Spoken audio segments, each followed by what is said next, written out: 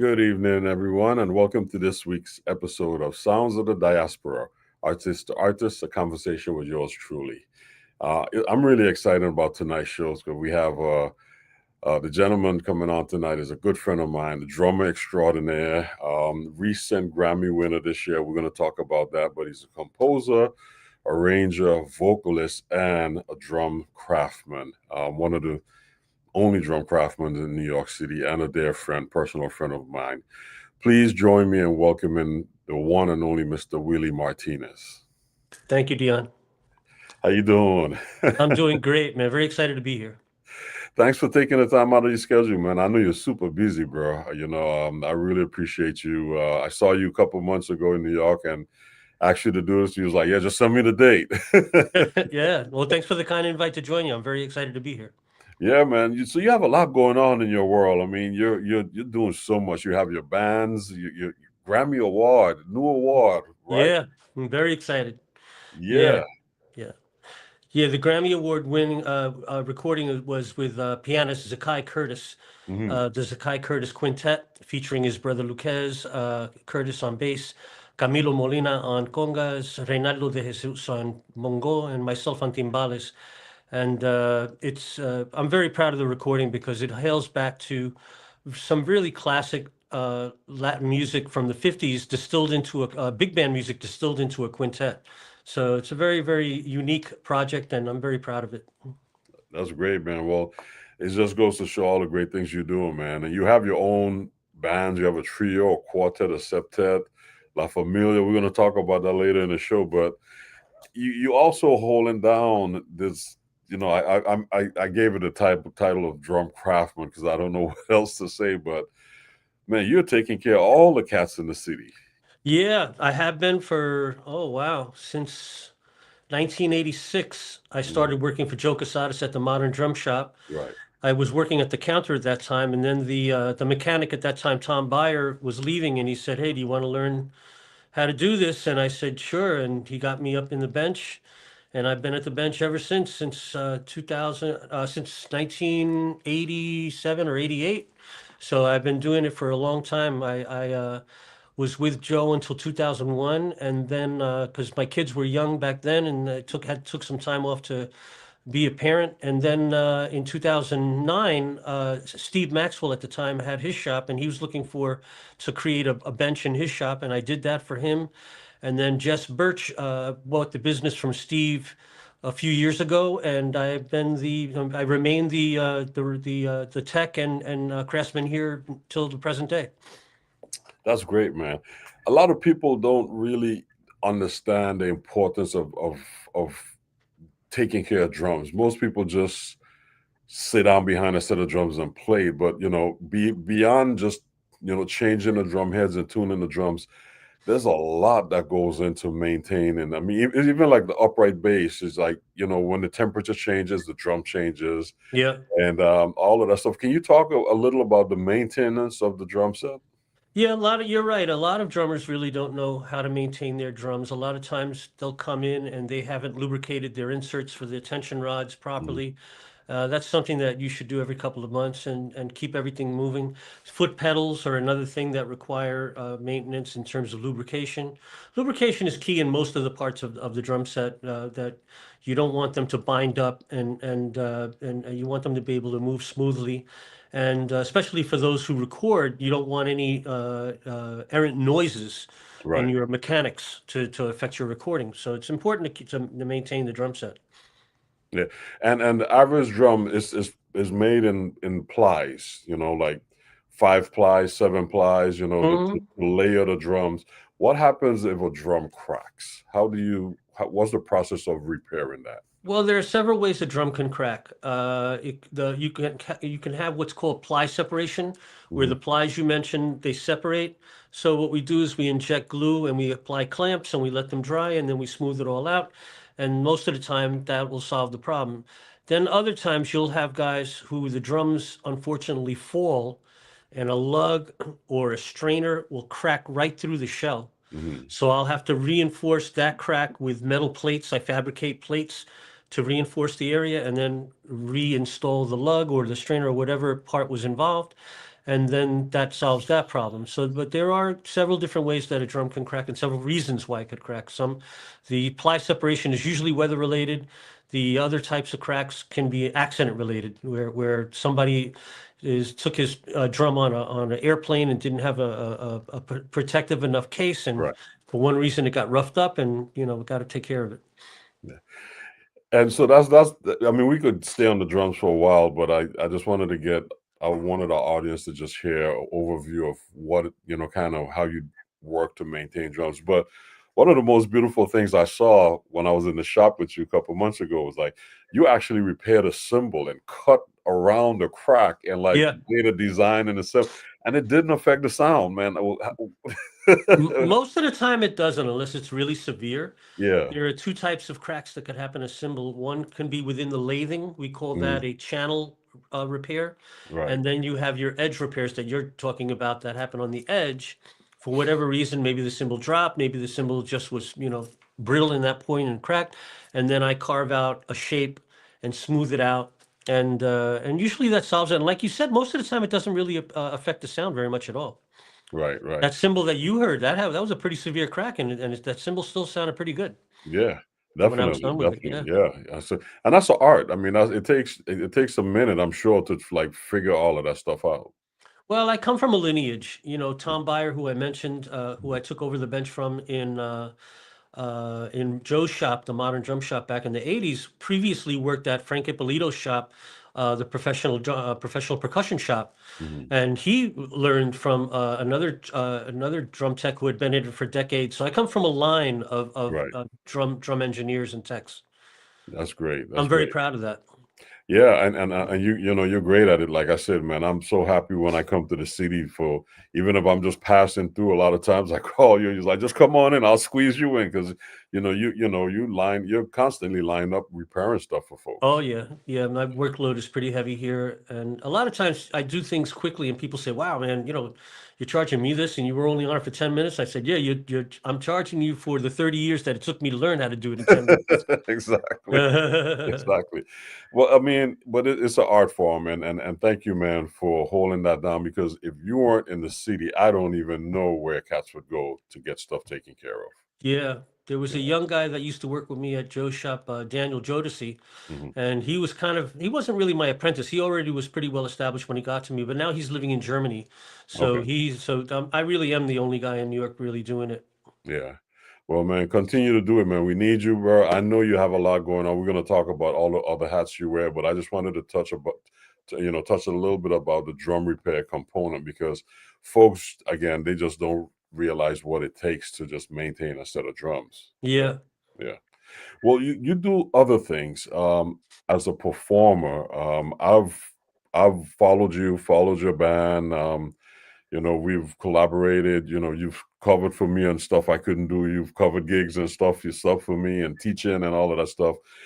Tell our audience how did you get into the music? Because your background is mainly Latin jazz, but you do a lot of other things. But just share with your audience just your story. Well, it began as a child. My grandparents came from the island of Puerto Rico in the mid 20s. Wow, 100 years ago, Mhm. and landed in Brooklyn. And my parents were both born in Brooklyn, so they were first generation New Yorkers, and I'm a second generation New Yorican. My parents were very festive folks. My father was a professional tailor, and my mother was a housewife. But Mhm. every weekend we had parties, and we had a basement that was all tricked out with studio with a not recording equipment, but my father's phonograph and speakers, and we had a bar down there, and he had his friends over every weekend, so there was music going on every weekend, music, dance, food, and that's where my love of music began, just listening to all of that great music. My father was a great lover. Since my father was born in Brooklyn in the '30s, he was on the scene going in between Birdland to listen to jazz and going a block away to the Palladium on 52nd Street and listening to the great big bands of the day, Tito Rodriguez, Tito Puente, Machito. And so his record collection, his vinyl collection, included everybody from Basie and Sinatra and Sarah Vaughan, Jug Ammons, to Tito Rodriguez, Tito Puente, Willie Bobo. So it was a very well-rounded collection, and my brothers and I all just basically immersed ourselves listening to records all day long. And I just fell in love with percussion in general because I was especially a big fan of Cal Jaders, and Cal Jader at the time had the great Willie Bobo and the great Mongo Santa Maria and his group.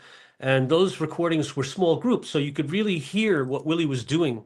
So it was easy for me to play along and really imitate what Willie was doing on the bells and on the cascara, the side of the drum. And so those were my early lessons, was playing along to records until I started studying. I didn't go to college for music. I started studying with my first teacher, Jimmy Iglesias, at Drummers Collective when I was about 17. Actually, I was younger than that. I was like more like 15 when I went to the Drummers Collective and studied with Jimmy. And then a year later, he sent me to sub for him on a wedding when I was 16. So that was my first professional gig when I was 16. And then I started going to the East Harlem Music School. At the time, newly graduated from Berkeley, Bobby Sanabria was in charge of the student ensemble there. And then Johnny Colon passed through and said, "Hey, you're not a student. You can play." He says, "I need a timbale player in my orchestra." And so he hired me to become a part of the Johnny Colon Orchestra when I was 18. I signed a contract that stated that no matter whether we played or not, I was making $250 a week in 1979. And at the age of 18, $250 a week. That's a lot of money. Was a lot of money. So I was very blessed, and I learned everything else in the field. I went on to study with three other very important teachers and mentors. Jimmy Iglesias sent me on to study with his own teacher, Joe Rodriguez, who is now passed. He was a great club date drummer. He was Puerto Rican, but he could play swing, he could play pop music, and he could play Latin. So that was a very, very important education for me. And even when I went to go study with Jimmy, I went to study with him initially to learn to play timbales. And he said, "Well, I'll teach you how to play timbales, but if I take you on, you'll have to learn how to play the drum set and learn how to read, or else I'm not teaching you anything." And that was very fortuitous, because he said, "You're not going to make a living playing the timbales." And he was right, because now I primarily make my living as a drummer. Right. And I still, the Grammy Award winning album, I'm playing timbales, but the most of 95% of what I do in the scene now is on the drum set. And then I went on to study with another great drummer at the Boys Harbor, the Harbor for the Harbor Center for the Performing Arts in East Harlem, with Johnny Almendra. Again, he's passed, God rest his soul. He was very, very important. He played with Mongo Santa Maria, McCoy Tyner, and I studied a lot with him. He brought me to another level on the timbal, but then he sent me to his teacher, who was Joe Casares. Okay. And Joe Casares got my hands even more refined, especially with brush playing and chart reading. And that was my final teacher. And in terms of arranging and composing throughout my life, I was very blessed to perform with a lot of great musicians who were great arrangers and composers, particularly a trombonist by the name of Glenn Mills. One of the tunes that we'll be playing tonight, I wrote for him. Glenn is an amazing trombonist and an incredible arranger and composer. And he just sat me down and he taught me theory and harmony and how to compose and how to arrange. And so I was very blessed to have him in my life, and for him to bring me along as not only as a player, but as a composer and arranger. That's great. That's great. So where did the singing come in? Well, my very first experience was with singing was in the church. Okay. Used to go to a Catholic school when I was young, and I sang in the choir in church. Okay. And that was a very important experience. We learned how to sight sing. We did huge concerts at what then called the Pan Am building above the Grand Central. The Pan Am building is now gone. It's called something else. I think it's MetLife. But we used to sing in Christmas carols in Grand Central. And I took those gigs very seriously but they taught me also how to sing. They taught me how to sing in harmony with other vocalists.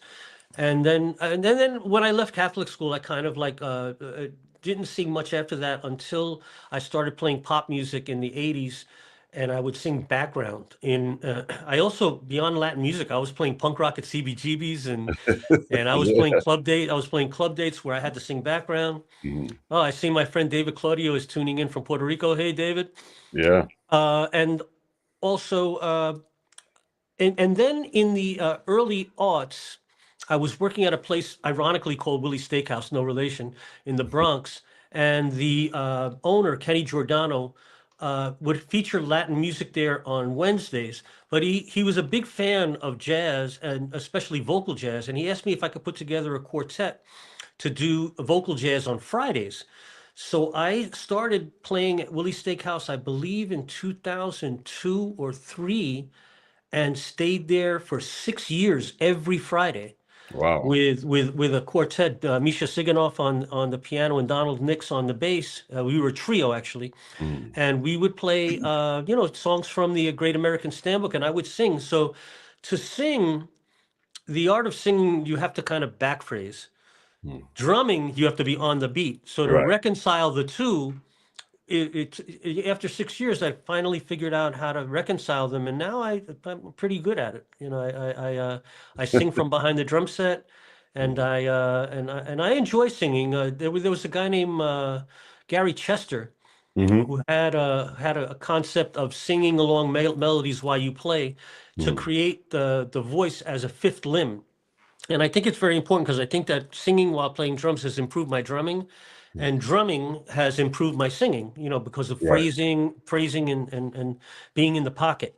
So an interesting journey, the whole vocal aspect of Oh that. yeah, man. You got a lot of stuff going on. Yeah, I admire that. And unfortunately we don't have any of your vocal stuff tonight, but yeah. we'll get that another time. But Hmm. I want to talk specifically about playing. You say you play the timbales, and I know you studied a lot of the hand drums growing up, Yep. studying playing in the Latin bands.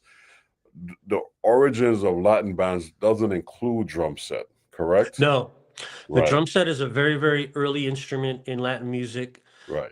It's a very early instrument in the United States. I mean, it Hmm. really started in the beginning of the 19th century out of parade drumming. Right. Parade drumming back at the turn of the 19th century was what happened as the advent of jazz. They started basically trying to bring all of the various people that would play the various bass drum, cymbals, Mhm. snare drum, tom drummers, to bring it to one person. Mhm. And that's why, from what my understanding of why they call the kit a trap kit, A trap kit, is right. because hunters would go out and they would collect their trappings, and drummers had to do the same thing. You couldn't go to Sam Ash in 1901 and buy a drum set, so you had to go and look for a bass drum, mount a tom tom, find a cowbell. Mhm. There were Wood blocks. wood blocks, Chinese toms. Mhm. Back then, drum sets were collections. They were the trappings of what the drummer could find Mhm. and put together and play in one spot. So that was, to me, always been a fascinating aspect about the drums.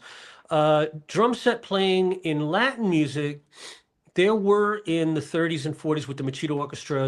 I believe the timbale players did play bass drums, and there was, and Tito Puente used a trap drummer in his band, Mikey Collazo, in the 60s.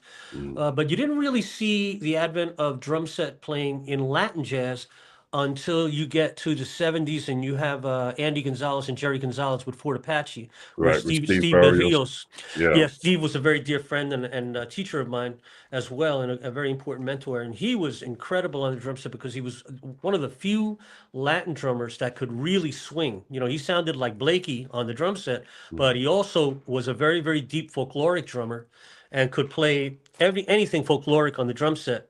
And so that's why I think that Fort Apache is a very, very important uh, ensemble for people who want to get deep into Latin jazz for them to study. Yeah, it's important, and I think it helps as a drummer to understand the functions of a conguero and a bongo player and the clave, Absolutely. and know some timbales. Even playing the gyro and all of that. Growing up in the Virgin Islands, I was fortunate to the first like Caribbean bands. I played in the calypso bands. You may have had about 5 guys in just the percussion section playing all of it. 2 cowbell players, a small one, a big one, Yeah. conguero, an iron player, somebody just playing a break drum. Yep. So we grew up with that type of elements where we had to play with each other before the band, before you even added the horns or anything. You had to merge with at least 7 people to create the groove, to then start adding the harmonies. And once I started checking out Latin music, and in New York, and seeing, hearing Latin drummers like Ignacio Bero and Negro and even yourself, Steve. I was fortunate to study with Steve Berrios also, but it made sense to me because I understood the different parts Yeah.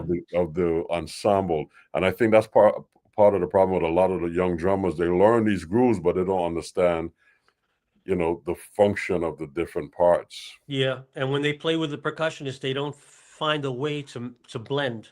Yeah. That was what the beauty of growing up as a timbale player playing in salsa bands in the 70s, is that, like you said, I was playing along with a conguero and a bongocero, and the 3 of us had to speak the same language at the same time and blend.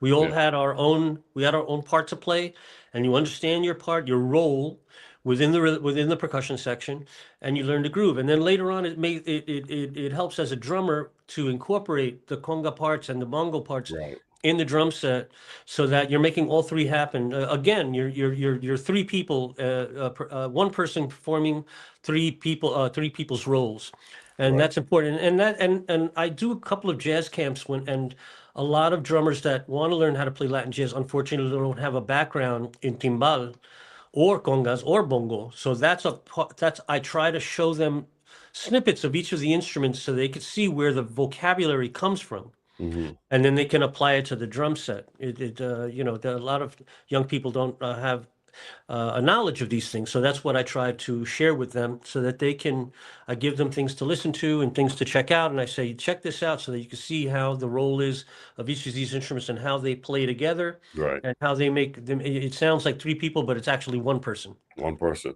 What I like when I hear your band, you do a lot of sounds on the side of the drums and on the rims to imitate the clave and the cascada and those type of stuff. And it's obvious that you have the foundation, because most drummers just play right cymbal and that's about it, and they play the groove on the right cymbal, but they don't understand the other sounds coming from sounds, the drum set. the voices, the voices. Yeah, like you said, I'm simulating the cascara on the floor tom.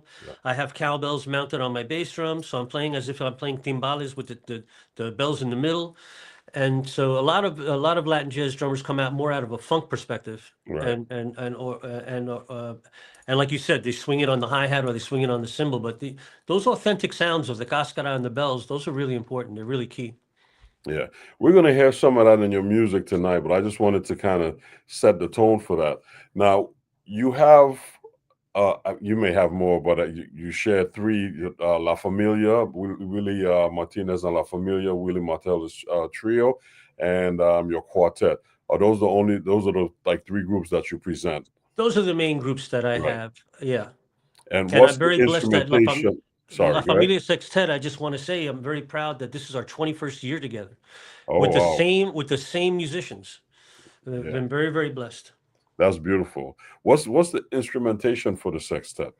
It's kind of unique. Trombone is my favorite instrument. So I know when I started La Familia Sextet, I wanted trombone to be a part of it. And when I thought of a second horn, initially I thought tenor, but then I thought bari. And so my sextet has a trombone, baritone, saxophone front line, which is very unique. And it's kind of like a trumpet and tenor, but down a bit, but a lot of people don't realize both the trombone and the baritone saxophone have a very wide range of sound. So you don't really miss much. It's not all low notes. There's a lot of upper register stuff going on as well. They're really beautiful instruments to write for. Yeah. And then I have a conga player, a bass player, and piano player, and myself. Great. And 1, 2, 3, 4, 5. Yeah, that's it. The trombone and the bari that's a prominent sound, because I remember even as a kid hearing that in Latin music. That's a nice combination, because it imitates, and a lot of the Latin bands I heard when I was growing up always had male front lines. You know, that Yeah. was a prominent voice, and the trombone and baritone kind of is in that same register. So it was a sound of those bands that kind of, you know, emulate that you know, richness of the music. Yeah, a lot of traditional Cuban music. The first horns that entered the picture were trumpet. I mean, beyond flute. Flute was even earlier. Yeah, but with the charanga. But when you had the more like the song, like Benny Moré and you had trumpets. But Willie Colon kind of made the trombone popular in the 70s with his group with Hector Lavoe. He had featured sometimes as many as 4 trombonists, and then also Conjunto Libre. Manny Oquendo's Conjunto Libre also had trombones, and then trombones started becoming prominent. And then you go to Puerto Rico and you have Willie Rosario, the great timbal player, that his band featured trumpets and baritone saxophone. And so Barry started making its way into it. I mean, you always had these elements in big band jazz from Tito Puente and Tito Rodriguez and Machito, but to find them in smaller bands was very interesting to hear the baritone and trombone in smaller ensembles. Yeah. I must add though, I'm a big fan of Cachao, and I remember going down to SOBs and listening to Cachao band playing down there many times. He would feature the clarinet a lot. Very cool. That was one of his featured instruments, which I found, you know, you hardly hear clarinet in Latin music, but that was one of his featured instruments. Yeah, I think Paquito is one of the few that played clarinet still in Latin music.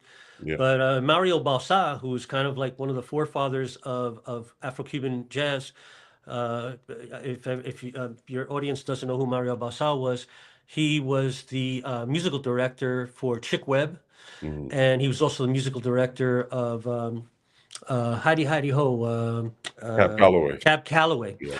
And he was integral in bringing Dizzy Gillespie into Chick Webb's band, and he was integral in bringing Ella Fitzgerald into Chick Webb's band. And he left, and those were 2 very prominent bands in their day, and very well paying. And he left them in 1939 to join his brother-in-law Frank Grillo, who was better known as Machito, to form the Machito Orchestra, Afro-Cuban Orchestra. He originally was a clarinetist, and then he started playing alto saxophone, and then he played lead alto in the Machito Orchestra for a long time. But that clarinet was his first instrument. But yeah, you're right about the clarinet. Yeah, Cachao was very old school, and the clarinet is a very old school instrument in the music. Yeah. Well, you have a great sound with your band, and I want to, you know, jump into some of this music now because you've shared some wonderful music, and you could talk about it. The first song we're going to listen to is called Calle, and that's from your septet album, right? Yeah, that's from my sextet La Familia. Calle is a town in Puerto Rico. My grandfather, Maximino Martinez, was born in a town called Caguas, but he grew up in an adjacent town, Calle. And so I basically dedicated the song to him and my other grandparents. And when I play live, I explain to people that I further that dedication to all immigrants, because to pick up and leave a country and go to a whole other country to find a better life for your family is a harrowing experience, and especially now where immigrants are being persecuted on such a level that I dedicate Calle to all immigrants everywhere who make the arduous journey from their home countries to find a better life in the United States. Great. Well, let's check it out. Calle by Willie Martinez and La Familia. Thank you.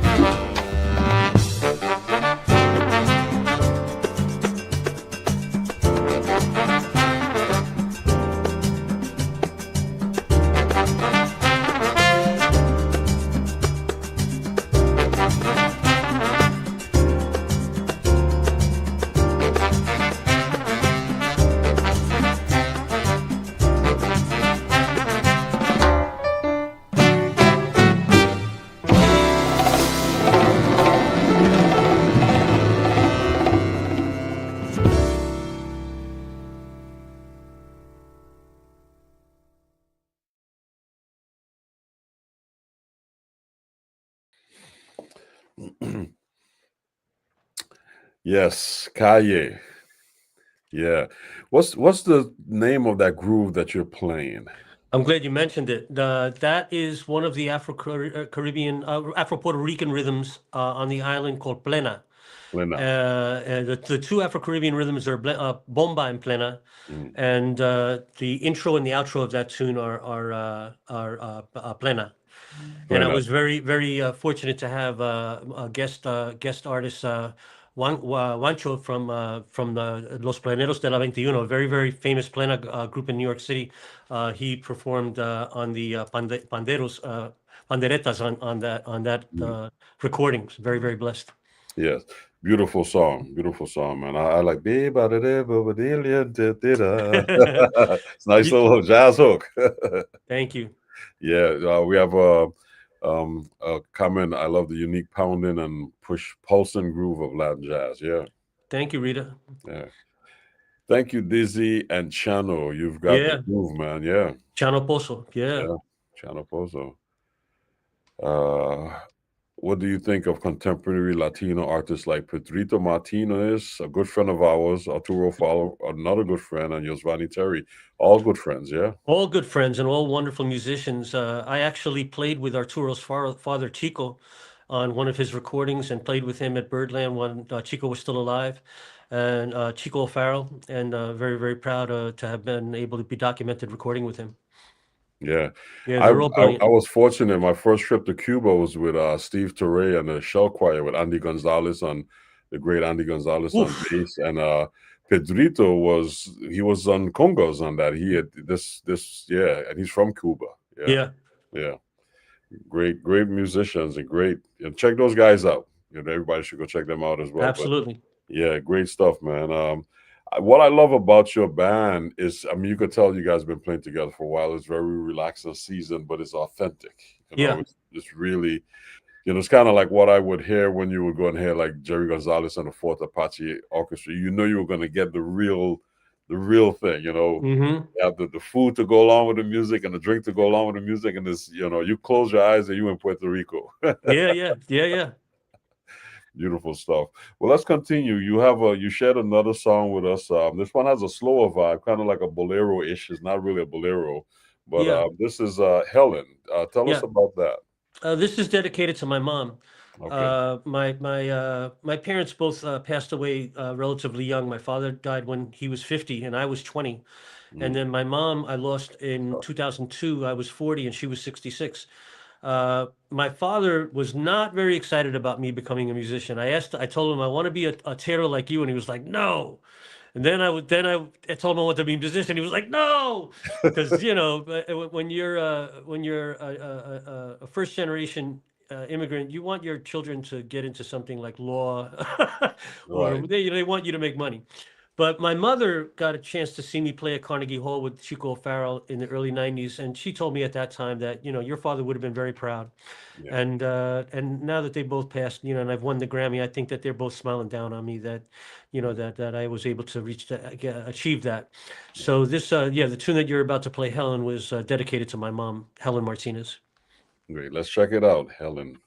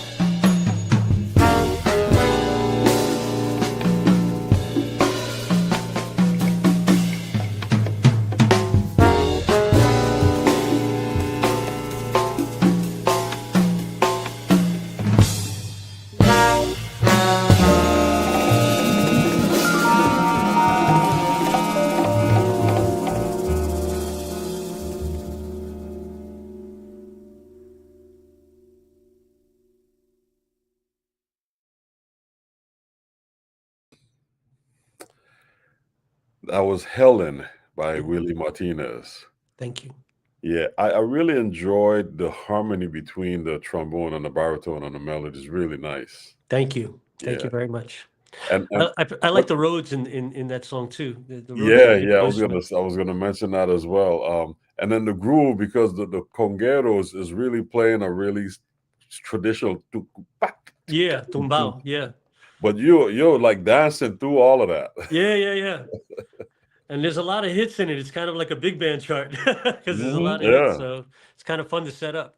yeah. We have a comment here. So your slow burn allows the music to breathe and the intricate harmonies to unfold gradually. Brilliant. Thank you so much. Yeah, Thank you. great stuff. Great stuff. Your slow underlying Latin rhythms gives the feel of a smooth bolero influence. Yeah, Thank you. yeah. Love the way you feature warm horn tones. Is it a fugal or a muted trumpet? Okay.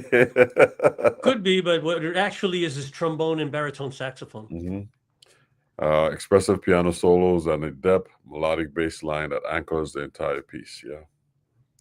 Thank you. Great stuff. Beautiful music, man. Yeah. Thank you. Enjoying it. Well, we're going to continue. And this one, you mentioned the gentleman that you studied harmony with. And I assume you wrote this for him, but this is Mr.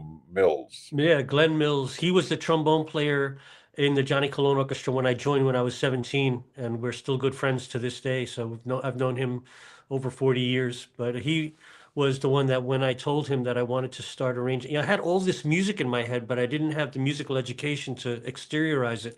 And he sat me down and he got me on the path. And I'm very thankful to him because had it not been for him, I wouldn't have been able to document all of this wonderful music that was floating around in my head. Mm-hmm. Hey, well, you got it out, so we're enjoying it. Let's check this out. Mr. All right. Mills.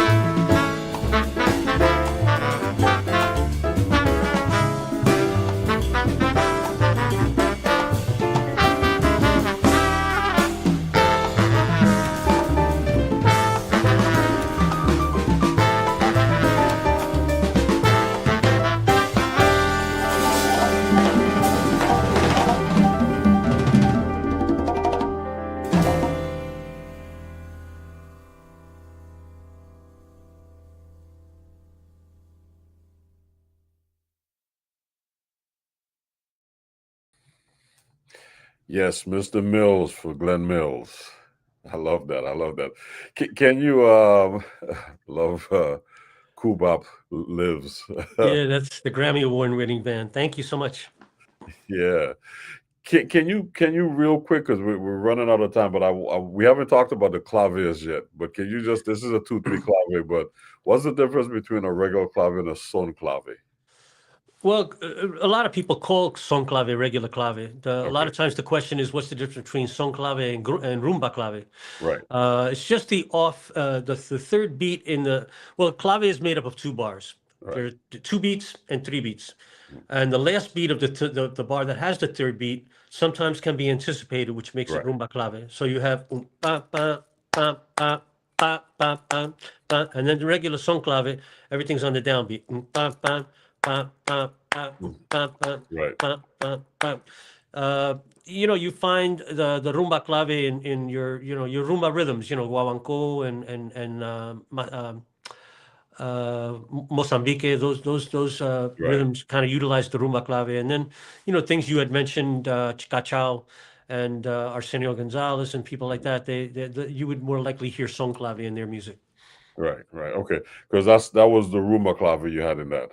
Yeah, I kind of tend to lean on the rumba Right. clave in most times because I just In feel like Sango, that's rumba also. yeah, songo is definitely rumba clave. Yeah. Yeah, just for artists. I mean, we're talking technical terms, but the folks that can follow us know what we're Yeah, talking about. yeah. I just wanted to touch on that because we haven't really spoke about the foundation of we talk about the plania and all of that, but we didn't never really touch about the clave because it's all built off of the clave. And when we talked earlier about multiple percussionists playing together, the clave is what keeps us together. Right. It's basically the skeleton. It's the rhythmic skeleton. You have a regular musical, not musical, a pitch key in music, and clave is a rhythmic key. It tells you how the groove is supposed to feel. Right. And the 3 percussionists, and actually everybody in the band should embrace the sine wave of the clave so that we're all together in the pocket. Yeah, makes sense. Thank you for sharing that. Yeah, man. Yeah. Well, man, we're pressed for time. I can say that all night and enjoy your music, but I just Absolutely. yeah, man. Time is not our friend right now, but it's been a pleasure having you on. We're gonna play the last song you shared with us and then kind of wrap this up. But Para los Bravos. Los Bravos are just basically a nod to all of the various great musicians upon whose shoulders I stand.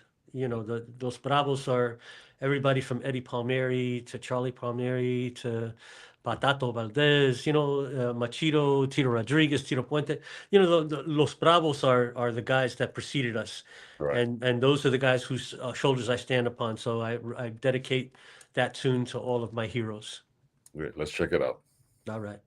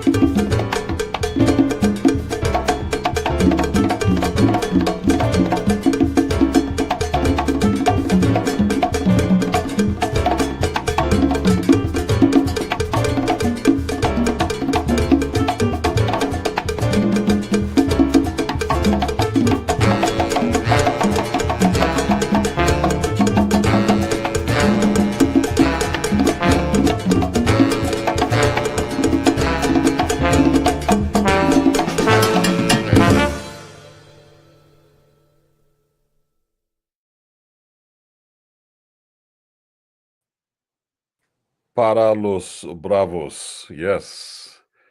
That's Willie Martinez and La Familia. Beautiful music, man. Beautiful. Thank you so much. Yeah. I'm enjoying it. I can Thank you listen so to much. this all night. Thank you so much.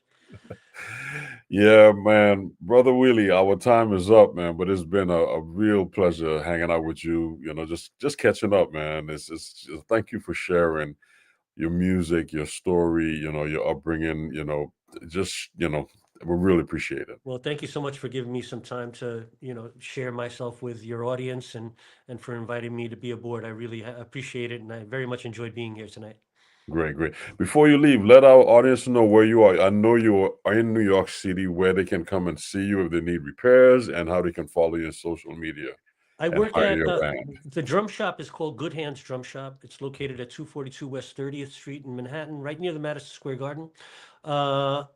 My next things are winding down now for the holidays, but I'll be playing with Zakai Curtis and the Grammy Award-winning quintet at Disney's Club Coca-Cola on Tuesday and Wednesday. I believe it's the 20th and 21st of January.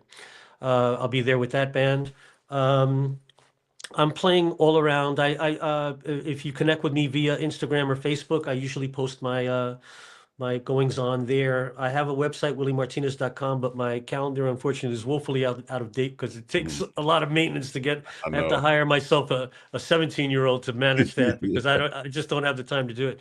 But and I wanted to make a correction. I had mentioned a great musician who played the panderos in Calle. I mispronounced his name. He's the leader of Los Planeros de los 21, Juango Gutierrez.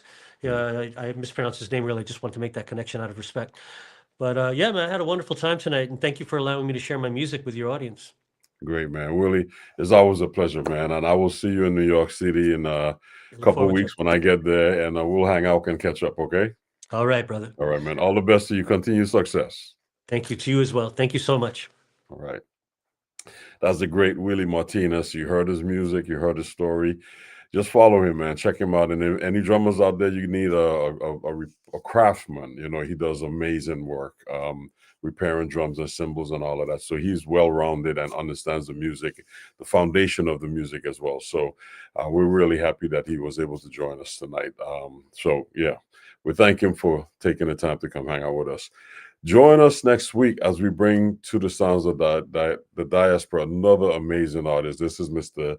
Edwin Tony Nicholas. Okay, and he has a lot of music to share with you and some great stories. So we look forward to seeing you guys back with us next week. We thank you for hanging out with us. I hope you enjoyed the music. Enjoy following Willie's story, and we'll see you next week, right? All right, take care. Have a good night. All the